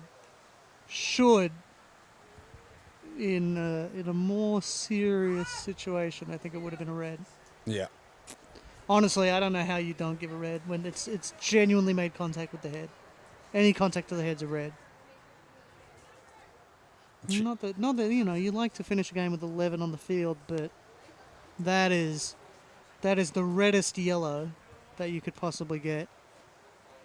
And I think if she so much as breathes on a player wrong, it's going to be a second yellow.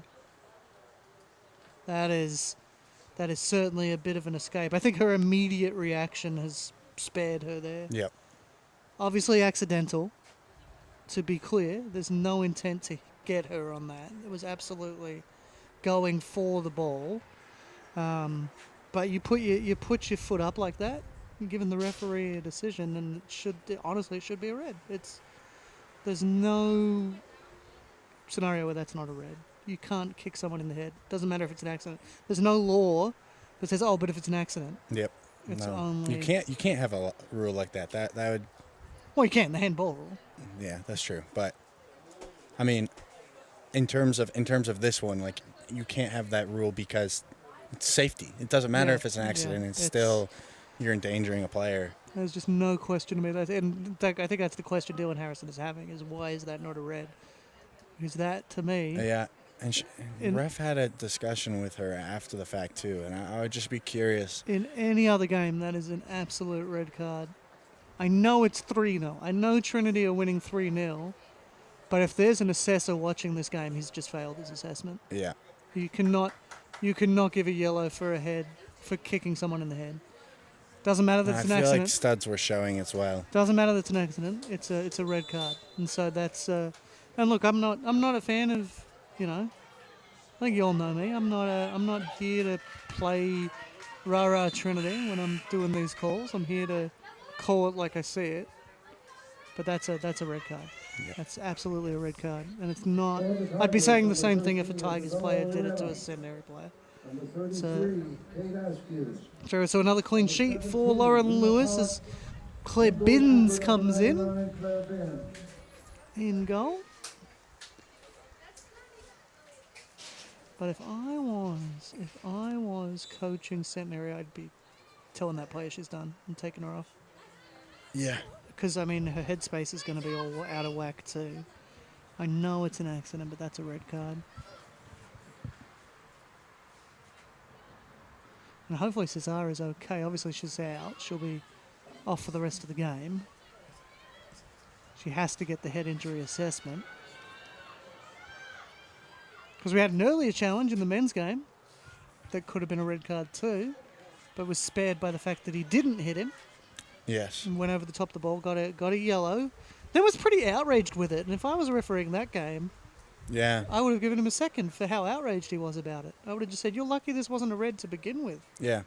So no, he went in with a challenge that would have been a red card. Would have been a red if he got him. It was a dangerous challenge. He got lucky that he missed what he was, in some ways, looked like he was trying to do. And then had the audacity to argue with the referee about it. I just, that was much more dirty than this kick to the head, which was accidental. Besides, I mean, you can't go up for a ball like that. You've got to keep your legs. It's like high sticking in hockey, You just got to keep it on the ground. Over the top, goal kick for Centenary. Certainly taken a bit of the heat out of the game, I think. Slowed it down quite a bit. Players aren't going to be wanting to go into contests as much after that. But yeah, just still inexplicable to me that wasn't a straight red. There's just no interpretation that I can see to justify a yellow for kicking an opponent in the head. Doesn't matter how accidental it is. But I thought straight away he wasn't showing a red for it. Wasn't reaching for his back pocket. That's usually where you keep your red card.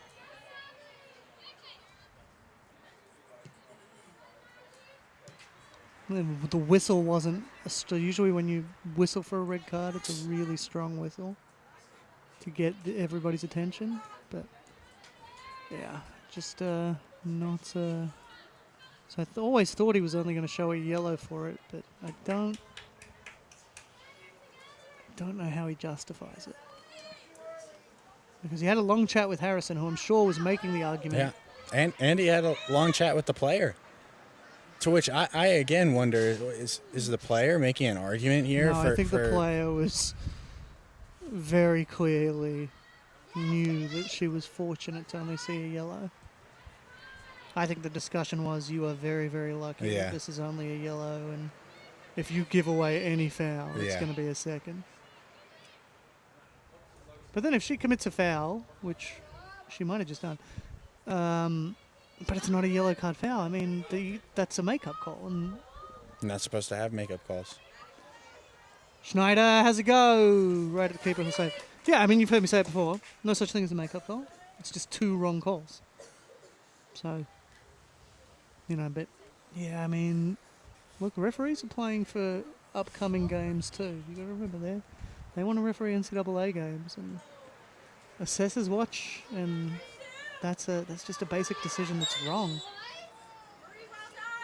Free kick for Centenary.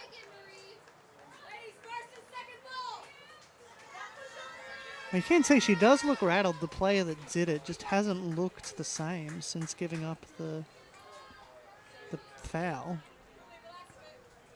She's been really reluctant to go in, which then, I mean, they're basically playing with 10 because she's so scared of going in again after what happened.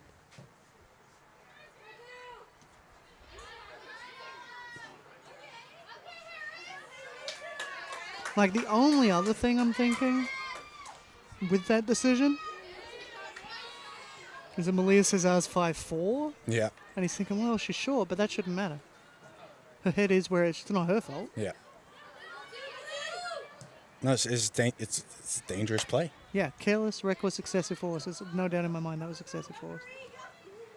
You just cannot. You don't need to be lifting your foot to that height. It's one thing if you're in midfield by yourself and ball's been played out and you're trying to bring it under control and nobody's near you. But in a crowd of players like that, there were a lot of players there besides Cesar. That could have gone a lot worse. Yeah, it really could have been. Like, there wasn't a lot of force in the boot, and so maybe that's what spares her, but any contact with the player's head is a red card. So,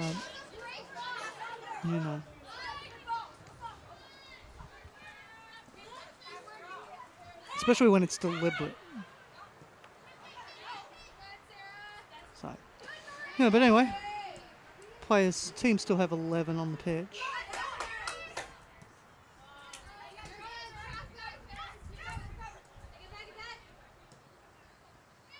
Schneider, played forward to Askew, back for Schneider.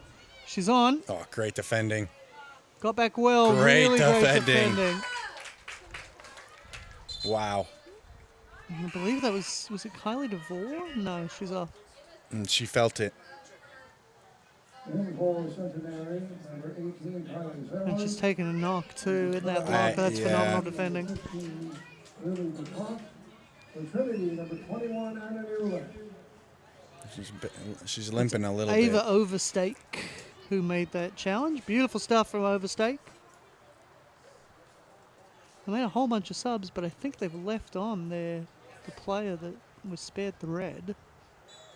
Which is the referee's going to be watching it like a hawk. Flicked on. That's a beautiful hit. Oh my gosh. Thought it went in. What great goalkeeping she came across. I didn't even see the keeper make her way across. A beautiful shot. Oh, I thought that was going to be a spectacular goal. Yeah, I mean, the header was missed. Keeper came across well in the end. Got to question the positioning, though, of the defender. It's just an odd spot to be in. Either be on the post or don't be on the post. You can't kind of do this half-half thing, and that's why she misses the header. If she's on the post, she can clear it. If she's further forward, she makes the header. But she's in this weird position that's neither on the post nor out.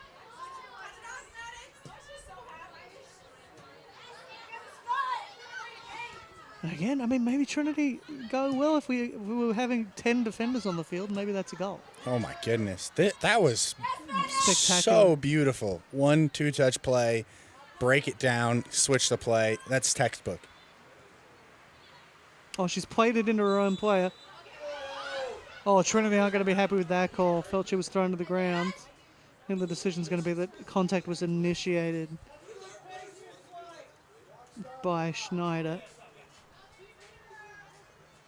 Now having a chat with the Centenary player. Call from Harrison is, what does he want our player to do? Yeah. So certainly feel like having a discussion with Schneider, referee's certainly losing a lot of favour with the Tigers bench. I think one challenge is, can you show a Trinity player a yellow card after that was only a I yellow? don't know. Like, you've set a very high bar for a yellow card now if that's a Yep. yellow and not a red. It's tough. Sometimes you make a decision as a referee, it's going to affect the rest of the game, the way you can ref the game. You see in the World Cup in 2022, no, not the World Cup, the Euros this past summer. Plaisance comes on. Game between, who was it? In that Portugal group.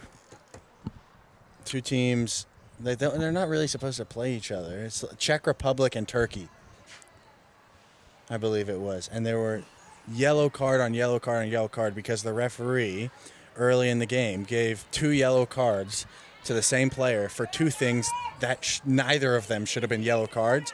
But now you've set this precedent of, okay, that's a yellow card. It set all sorts of records for most yellow cards. Multiple players were sent off. Coaching staff were sent off. It was a disgusting game to watch that FIFA were very, very upset with, and UEFA were very, very upset with. So you got to be consistent, and you got to, calls that you make as a referee are going to affect the rest of the game. Yep. I thought she was kept on. I thought so too. But angle's not great here. Yeah, she's definitely not going to get the ball. 3-0 up. In a fairly acrimonious finish to the game.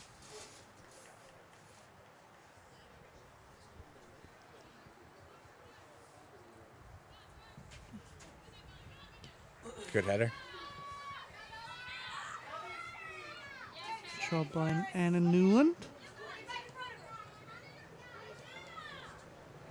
Good ball to Boven.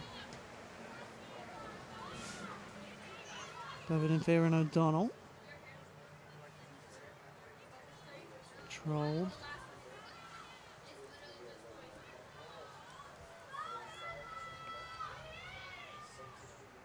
Oh, great footwork. Gets around one. I don't think Schneider thought it was going to fall. And she's done it. 3 goals in the weekend for Abby Schneider. She did not think it was going to get to her. She kind of took a couple touches at it. Not great defending in the end from Centenary. Abby Schneider, she's not expecting it.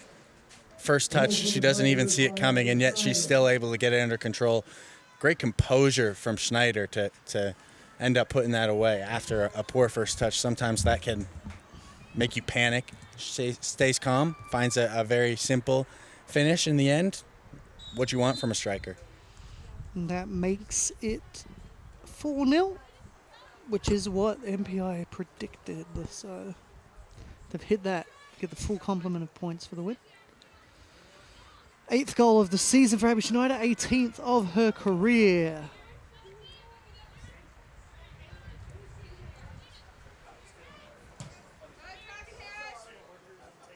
She was on the SCAC second team last year. Might make it into the first team this year, I would say. This is now her highest scoring season of her career, 8 goals. Had 7 last year, 8 this year. Anna Newland. This looks like a younger version of her sister, really. Though they play different positions a little bit. Oh, very different positions. I don't know if you could pick out 2 positions more different. Schneider's in again. Oh. Chipping the keeper. Wide. Yeah, I mean, I guess goalkeeper and number 9.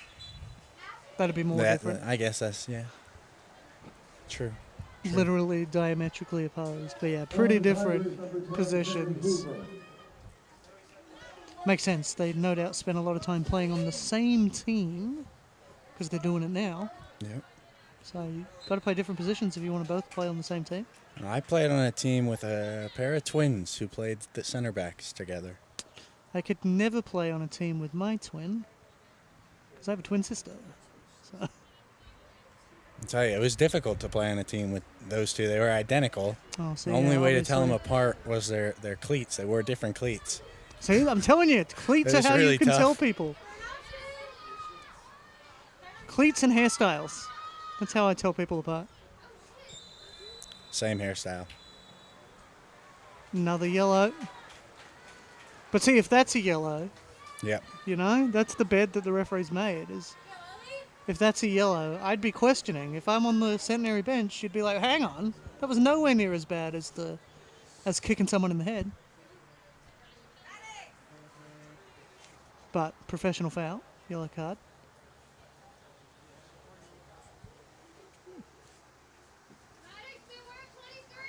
So free kick for the Tigers.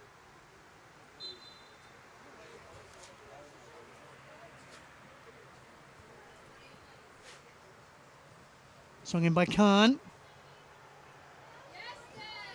Partially cleared by the ladies. Back with the Tigers. Askew turns. Played forward. Just can't get through. It's going to come out favourably though. Still with the Tigers. Goes far post. Anna Newland. Trying to get her first collegiate goal. It's going to be a corner. Sub for the Tigers. It's going to be Noelia Berbers. Number 28, Noelia Berbers. Fourth game of her career. I think I see Camille Young is out there too. That's her first collegiate appearance.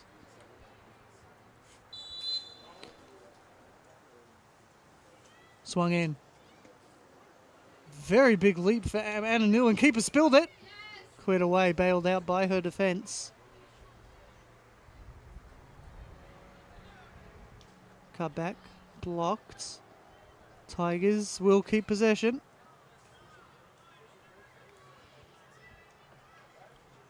Don't play Zance. Controlled by Hoover. Cleared, blocked by Khan. Khan back on the ball, gets around, earns a corner. So a corner here for the Tigers, 7 minutes to play. Trinity 4, Centenary 0.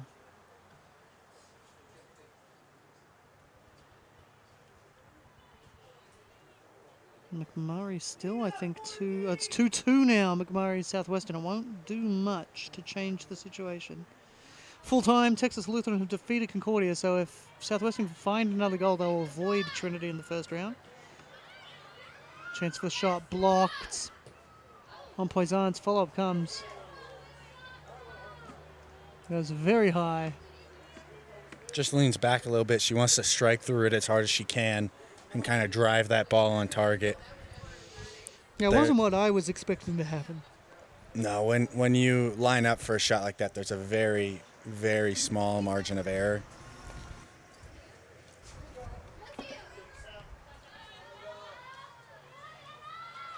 Hannah Kahn's having a good game, though. Kind of lost her starting spot to Barganski this season, but she's been important for the Tigers off the bench. Yeah, she's been playing a pretty vital role. Still has the captain's armband. Be interesting to see if they stay with that. Barganski has been doing well, so you can't really drop her. But Hannah Kahn's been doing well, so. Havens. Cuts back. I think next year they'll both play with Bosco gone. One of them will have to play on a new side, one of though. them will have to play on a new side, but I agree with you. Goes out for Bovens.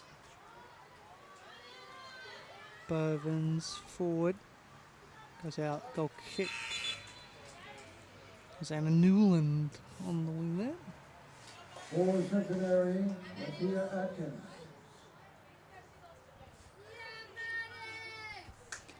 So 5 minutes to play here. Trinity 4, Centenary 0. Was a 1-0 win in the Lutheran Concordia game for Texas Lutheran. So that means they are definitely the number 2 seed. Question is 3 and 4. So right now it is Concordia 3, Southwestern 4 with a draw in that last game against McMurray, but still 13 minutes to go in that game, so we're not going to be able to get you the final score for that one before this runs out. Unless they're just behind and I can refresh it and it'll update.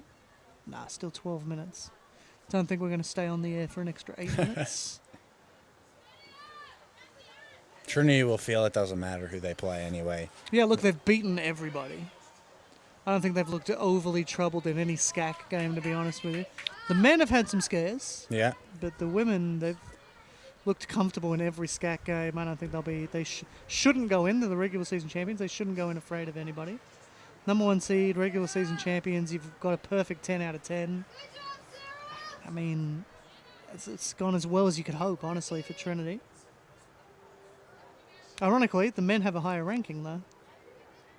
There are a couple of draws that have hurt Trinity's ranking on the women's side.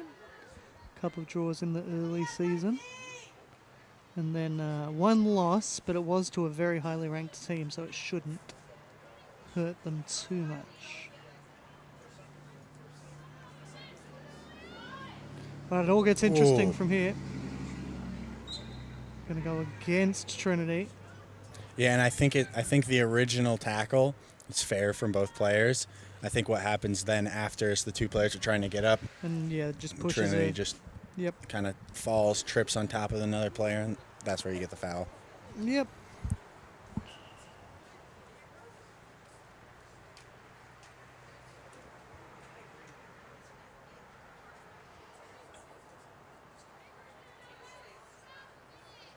So ball swung forward. Centenary trying to get control here, maybe snag a consolation goal, the way to finish the season. Doesn't look likely though. Tigers go forward. Centenary blocked. Played forward.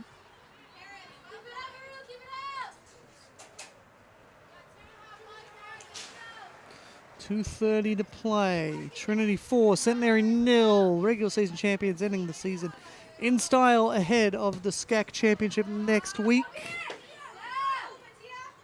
It'll be in Houston at Sabercat Stadium. Looks like Trinity are going to play Southwestern. Other semi-final will be TLU Concordia. Still no change in that last score line, so I think that's how it's going to remain. Although we did see a lot of late drama in the men's side. A lot more at stake, though, on the men's side.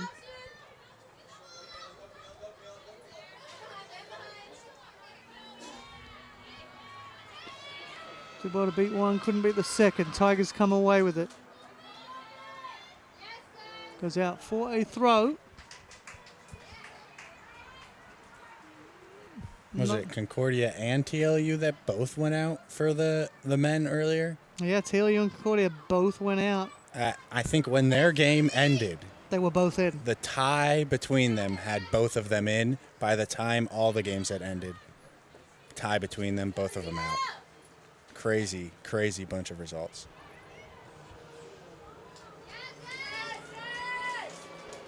Still 2-2 1 minute, in the last game. 1 minute to go here.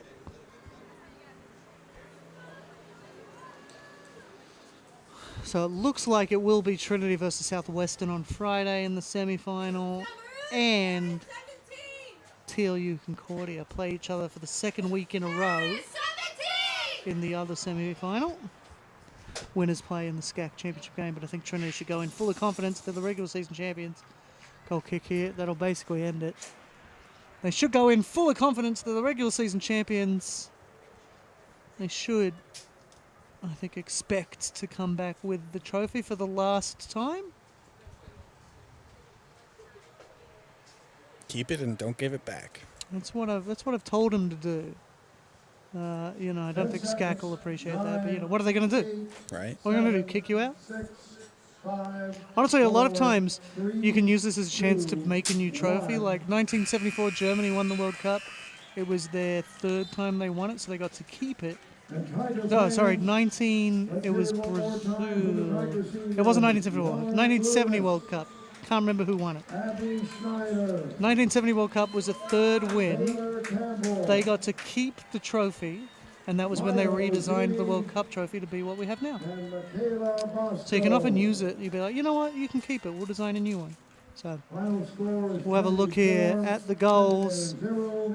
Really good one from Brie Werder. Calm finish. Got through. It was a lot of struggling to break the offside trap too. So they came through. Then here's Hannah Khan's goal that just... It's going to be the goal she knew the least about in her career. She hit the back there. Bosco gets her assist on the way to 40-40. Beautiful ball in. Finds Werner. Puts it away. For the third. And then here's the fourth. Schneider, yeah, definitely didn't know much about it when it got to her. Had enough time, though. Put away 4-0. Trinity Tigers, regular season champions. Move on to the SCAC Championship, where they will play right now at Southwestern. It's probably going to stay Southwestern. And then TLU and Concordia will play each other again 5 days apart. But that is it. We are all over here. We hope we'll be back for some NCAA games, but if we're not, it's been a pleasure bringing you all the games this season. Thank you so much for joining us. I've been Chris Hockman, with me has been Scott Lebo. From all of us here at Tiger Network, thank you for joining us this season. We hope you'll see you back for some NCAA games later in the month. Every morning, we rise, ready to meet our human potential, to take that next incremental step, to do the hard work that changes. Set in our preparedness and confidence in that moment when you know, I've got this. And then we rise. Each of us, all of us.